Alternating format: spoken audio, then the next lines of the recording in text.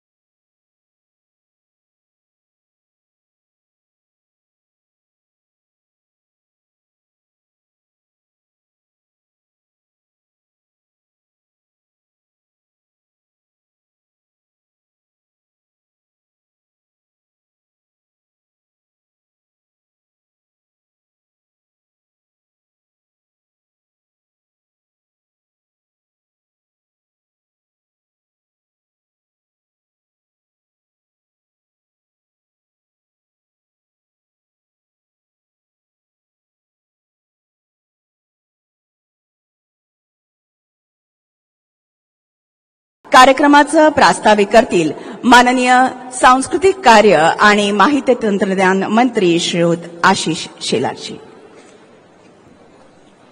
मंचावर उपस्थित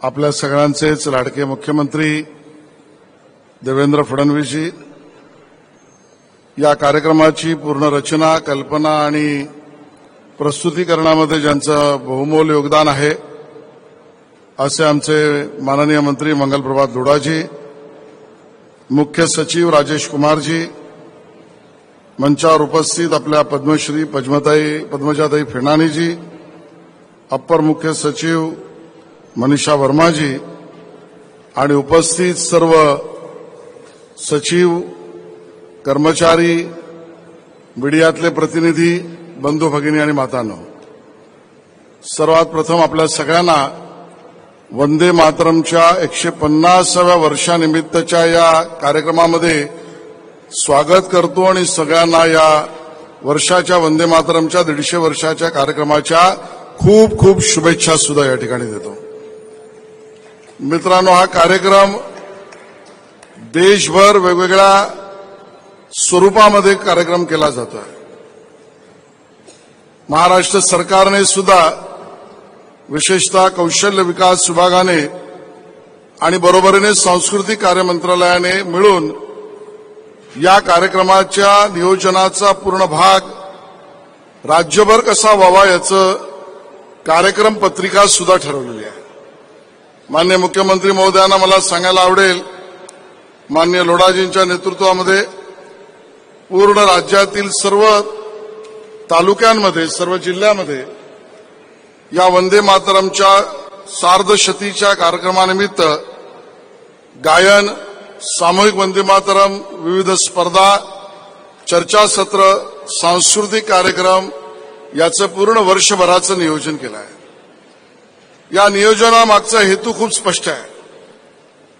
या कार्यक्रमातला मूळ आत्मा जो आहे ते वंदे मातरम या गीताचं स्फुरण, या गीताच्या निमित्ताने राष्ट्रभक्तीचा ओतप्रोत विचार, एकत्र चालण्याचा निर्धार आणि पुन्हा एकदा भारत ज्यावेळेला स्वातंत्र्याची 100 वर्ष पूर्ण करणार 2047ला, तोपर्यंत विकसित भारत हे स्वप्न पूर्ण करण्यासाठीचा असलेल्या आत्मिक शक्तीचा जागरण म्हणजे वंदे मातरमचं सामूहिक गान आणि त्यानिमित्तची प्रेरणा आहे.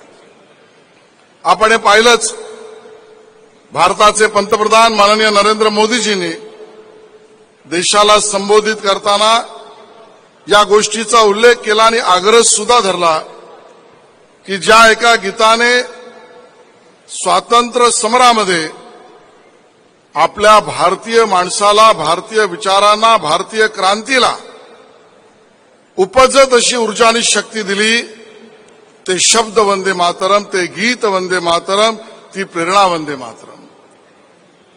बंकिमचंद्र चट्टोपाध्याय यांनी लिहिलेल्या या गीतातून आणि रवींद्रनाथ टागोर यांनी त्याचं केलेलं सामूहिक पहिलं गायन, या गीताचं आणि आनंद मठचं वर्णन करावं तेवढे शब्द कमी आहेत. आणि मग या गीताचा उल्लेख काय काय म्हणून करावा? हे स्वातंत्र्य गीत, स्वातंत्र्यवीरांसाठीचं गीत, तर हे स्वातंत्र्य गीत म्हणून सुद्धा आपण सगळ्यांनी पाहिलंय आपल्या इतिहासात स्वातंत्र्यासाठी झगडणाऱ्या, प्रत्येक स्वातंत्र्यात काम करणाऱ्या कार्यकर्त्यांनी त्याचा उद्बोध केला आहे. त्यामुळे हे स्वातंत्र्य प्रेरणा गीत आहे. या गीताचा उल्लेख युद्ध गीत म्हणून सुद्धा करता येईल. इंग्रजांच्या जुलमी राजवटीच्या विरोधामध्ये संघर्ष आणि युद्ध करताना जी आत्मिक प्रेरणा देणारं गीत, हे वंदे मातरम, हे युद्ध गीत म्हणून सुद्धा त्याचा आपल्याला उपयोग किंवा आपल्याला झालेला प्रेरणा आपल्या लक्षात येते.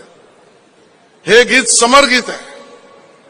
ज्या दिशेने एकत्रित चाललं पाहिजे त्या एकत्रित चालण्याच्या गीताचा नाद ज्या गीतातून येतो, असं क्रांतिकारकांना प्रेरणा देणारं गीत म्हणून याचा उल्लेख समरगीत सुद्धा म्हणून होऊ शकतो. हे गीत बलिदान गीत सुद्धा आहे.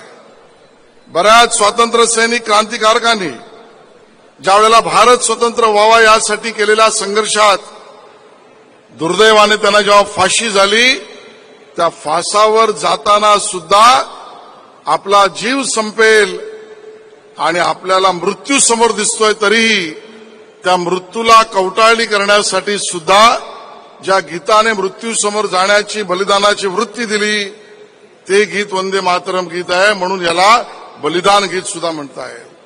हे एकतेचं गीत सुद्धा आहे. ज्या पद्धतीने संपूर्ण देशात सर्व भाषा, सर्व जाती, सर्व पंथ, सर्व प्रकारची लोक एकत्र येऊन भारत माता की जय म्हणण्याआधी वंदे मातरम आणि भारत माता की जय बरोबर वंदे मातरम, आणि म्हणून एकत्रित जगण्याला प्रेरणा देणारं गीत, असा उल्लेख सुद्धा या एकत्र जगण्याची प्रेरणा देणारा गीत म्हणून करता येईल. आणि म्हणून एकच गीत आपल्या देशाला आईप्रमाणे माय समजून मला तुझ्यासाठी जगण्याची प्रेरणा दे असं म्हटलं तर मातृगीत सुद्धा वाटावं, असं मातृगीत सुद्धा यामध्ये आहे. आणि म्हणून ह्या विचारांना चालना देणारं विचार गीत आहे. आपल्यात अभिमान स्फुल्लिंगित करणारं अभिमान गीत आहे. आपल्या सगळ्यांना एकत्रितपणे एक हेतू गाठण्यासाठी हेतू निर्माण करणारं गीत आहे. असा वेगवेगळ्या पद्धतीने एका गीतातनं निघणारे अर्थ आणि प्रेरणा देणारं एकमेव गीत जगाला सुद्धा हेवा वाटावा, असं हे वंदे मातरमचं गीत. आणि त्यातली प्रेरणा हीच आजच्या भारताला, आजच्या महाराष्ट्राला, आपल्याला सातत्याने विकसित भारत आणि माननीय मुख्यमंत्री महोदयांनी ज्याचा आग्रह केला, ज्याच्यासाठी पूर्ण सर्वेक्षण केलं, आपल्या सगळ्यांच्या सहकार्याने विकसित महाराष्ट्र हे स्वप्न समोर ठेवून एकत्र जाण्याची भूमिका मांडली, त्या सगळ्यामध्ये सातत्याने प्रेरणा देईल आणि ते प्रेरणा देत राहो या पद्धतीचं भावना व्यक्त करतो. पुन्हा एकदा मंगलप्रभात लोढाजी आणि त्यांच्या विभागाला अतिशय सुंदर कार्यक्रमाचं आयोजन केलं त्याबद्दल अभिनंदन करतो. आपल्या सगळ्यांचं स्वागत करतो. जय हिंद, जय महाराष्ट्र, वंदे मातरम.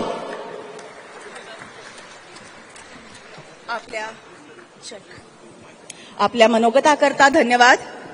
मंडळी, महाराष्ट्राचे उपमुख्यमंत्री माननीय श्रीयुत एकनाथराव शिंदेजी यांनी पत्र रूपात एक संदेश पाठवलेला आहे. मी त्याचं वाचन करते. भारताच्या स्वातंत्र्य संग्रामातील अत्यंत महत्वपूर्ण गीत वंदे मातरमला आज 150 वर्ष पूर्ण होत आहेत. या निमित्ताने कौशल्य, रोजगार, उद्योजकता आणि नाविन्यता विभाग त्याप्रमाणेच सांस्कृतिक कार्य विभागामार्फत वंदे मातरम गीताचे सामूहिक गायन होत आहे। या उपक्रमासाठी माझ्या शुभेच्छा। वंदे मातरम हे गीत स्वातंत्र्य संग्रामातील एक जाज्वल्य प्रतीक बनले असून त्याचे महत्त्व भारतीय जनतेला नेहमीच प्रेरणा देणारे ठरले आहे। वंदे मातरम गीताला 150 वर्ष पूर्ण झाली ही आपल्या सगळ्यांसाठी अभिमानाची बाब आहे। भारतीयांना स्फूर्ती आणि प्रेरणा देणारे हे गीत भारताची शान आहे। बंकिमचंद्र चट्टोपाध्याय यांनी या गीताच्या मांडणीतून भारताच्या सौंदर्याचे वर्णन केले आहे। आज वंदे मातरम गीताच्या सामूहिक गायनाच्या कार्यक्रमातून भारताविषयीचा अभिमान, प्रेरणा सामूहिकरित्या व्यक्त करण्याची संधी मिळणार आहे। वंदे मातरमची 150 वर्ष पूर्ण होत असल्यानिमित्त आयोजित सर्व कार्यक्रमांना माझ्या मनपूर्वक शुभेच्छा। महाराष्ट्राचे उपमुख्यमंत्री माननीय श्रीयुत एकनाथराव शिंदेजी यांचे आभार।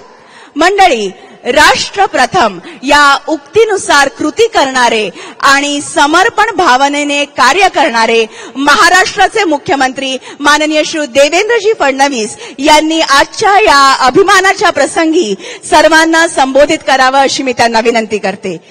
महाराष्ट्राचे मुख्यमंत्री माननीय श्री देवेंद्रजी फडणवीस।